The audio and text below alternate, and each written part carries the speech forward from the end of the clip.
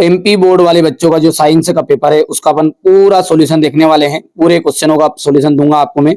यहाँ पर देख सकते हैं पहला जो क्वेश्चन है वो है आपका, ये किस प्रकार की आपकी अभिक्रिया। तो देखो बेटा यहाँ पर क्या हो रहा है, एक तत्व दूसरे तत्व को विस्थापित कर रहा है और उसकी जगह ले रहा है। ठीक है, ठीक है। तो ये के पास में कौन आ रहा है, SO4 आ रहा है, सीधी सी बात है। तो ये आपका जो है वो आपकी द्विविस्थापन अभिक्रिया है। कौन सी अभिक्रिया है, द्विविस्थापन अभिक्रिया है। ठीक है, कौन सी अभिक्रिया हो गई, द्विविस्थापन।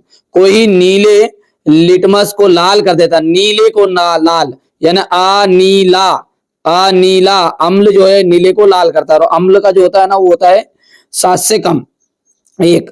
निम्नलिखित में से उभयधर्मी ऑक्साइडों का कौन सा उदाहरण है। तो उभयधर्मी ऑक्साइड का उदाहरण है आपका Al2 एल्यूमिनियम ऑक्साइड, मतलब सी वाला ऑप्शन।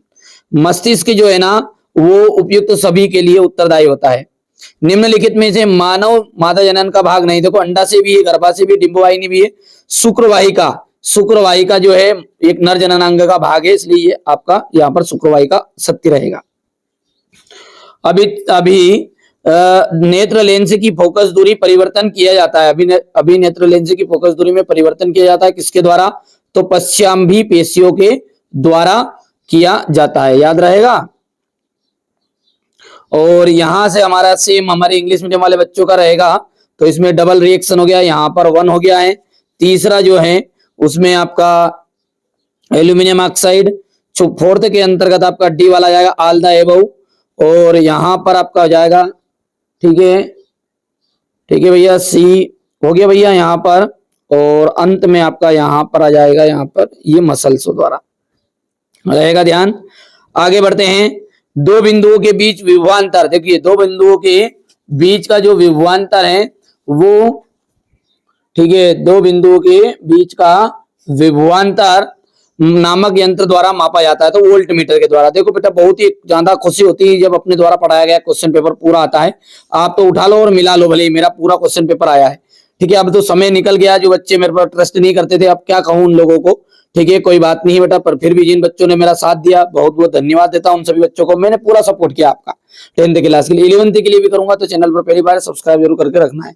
प्रकाश के अवयवी वर्णों का में विभाजन वर्ण विक्षेपन को क्या कहते हैं, इसको वर्ण विक्षेपन कहते हैं। क्या कहते हैं भैया, वर्ण विक्षेपन रहेगा, ध्यान। ठीक है भैया, किसी दर्पण में आप चाहे कितनी ही दूरी पर खड़े हैं, आपका प्रतिबिंब सदैव सीधा बनता है, तो वो दर्पण है वो है आपका समतल या फिर उत्तल।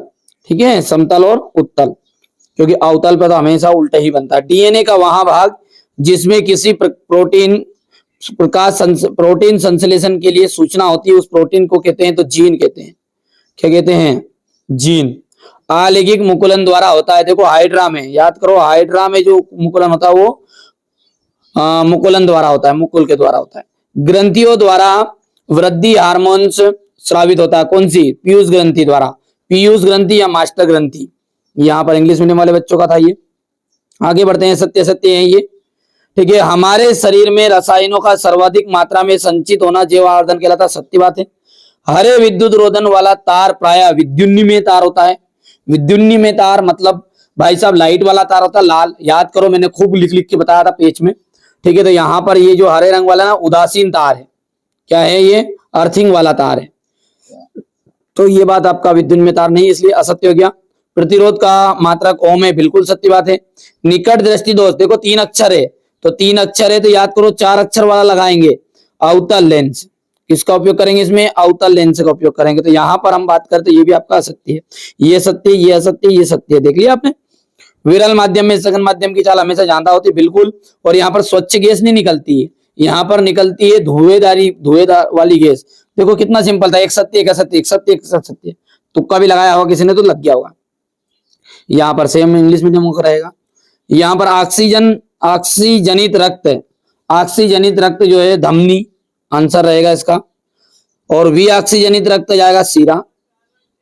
ठीक है, द्विलिंगी पुष्प, द्विलिंगी पुष्प का जाएगा आपका, यहाँ पर द्विलिंगी जो पुष्प है इसके अंतर्गत आपका जाएगा यहाँ पर गुड़हल, गुड़हल का जो पुष्प है।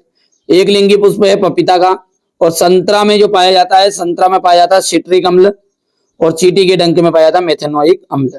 हो गया भैया, यहाँ पर आप कर सकते इतना। इसके बाद में एक वाक्य में उत्तर, एक वाक्य में जो उत्तर है वो पहला जो है CaOCl2 का यौगिक का प्रचलित नाम क्या है? तो बेटा यहाँ पर विरंजक चूर्ण नाम है इसका। क्या है? विरंजक चूर्ण। इसका दूसरा नाम है कैल्शियम ऑक्सीक्लोराइड। कौन सी एक धातु आसानी से संचरित नहीं होती? तो सोना और चांदी, प्लेटिनम, ऐसी धातु है जो आसानी से संचरित नहीं होती। मिश्र धातु क्या है? दो या दो से अधिक धातु के समांगी मिश्रण को क्या कहते हैं? मिश्र धातु कहते हैं। हमारे मस्तिष्क का कौन सा भाग सुगंध का पता लगाता है? तो घ्राण पालिया। क्या जाएगा इसका? घ्राण पालिया। दो तंत्रिका कोशिका न्यूरॉन सिनेप्स में कौन सी क्रिया होती है? तो रासायनिक और विद्युत दोनों। कौन सी होती है? रासायनिक और विद्युत। विद्युत शक्ति का व्यापारिक मात्रक क्या है? तो यह है किलोवाट घंटा। किलोवाट घंटा याद रहेगा भैया। बाकी अच्छे गया होगा आपका पेपर में।